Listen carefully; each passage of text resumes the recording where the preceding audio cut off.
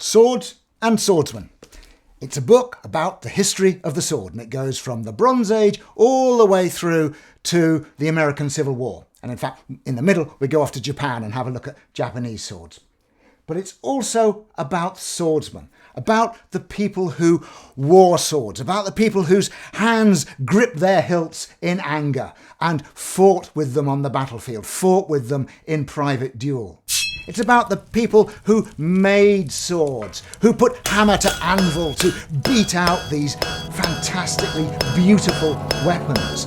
And what I wanted to do was write a book that shared that passion, shared that interest with as wide a readership as possible. I wanted it to be accessible to the general history reader just as much as to the sword specialist. Now, in order to do that, what I did was I selected swords that would tell stories. Swords that were owned by famous people and are still in collections today. So, for instance, we start with the sword of Tutankhamun, which is in the Cairo Museum. Of course, I tell you about bronze swords in general and other types of bronze swords, but I tell you about his sword, his khapesh, and how they were used, how they were made, and I tell you about Tutankhamun, about his life, and about Egyptian warfare at the time.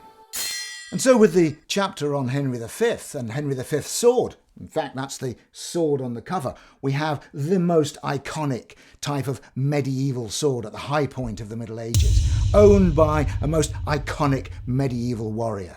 And Henry V has a fascinating private story. His life is full of interest, as well as the interest given by the battles that he fought, Shrewsbury and Agincourt. With the sword of Uesugi Kenshin, I go to Japan and we look at the whole samurai culture and the culture of Japanese swords and how they're made and what they mean. It was Tokugawa Ieyasu who said that the soul of the samurai lives in his sword. And with the sword of George Washington, I not only look at the life of the man, but I give an overview of the Revolutionary War.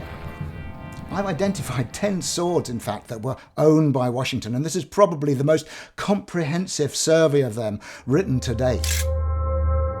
These swords act as prisms to look into the world in which they existed. So through the sword we see the man, and through the man we see his life and his times, and we put the swords in context.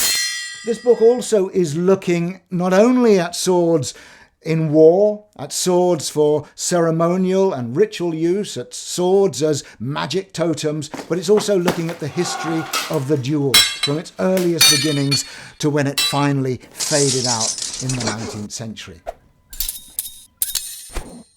What fascinates me about this subject, the thing that has drawn me over all these years to this subject more than anything else, is that swords are like keys that unlock many doors.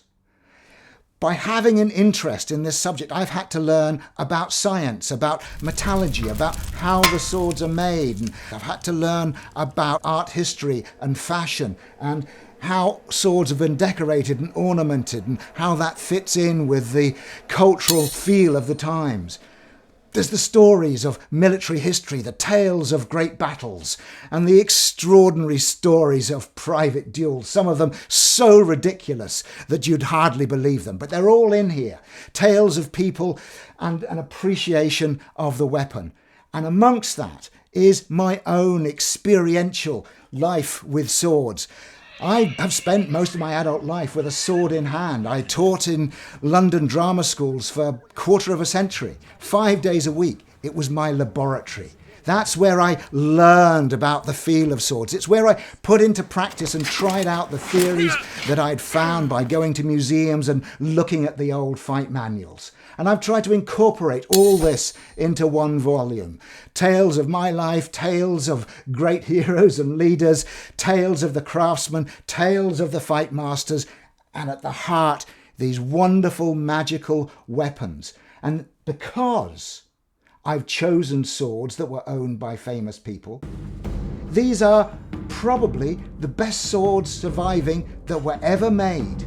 They are really, really beautiful art objects. And the book is full of colour plates and wonderful drawings. Colour plates of the people, colour plates of the swords, and drawings by my good friend Adam Deforge that bring the fights alive. So we can see a scene going on and it really takes us into that world. And that's what I hope this book will do to you. I hope it will take you into lots of different worlds.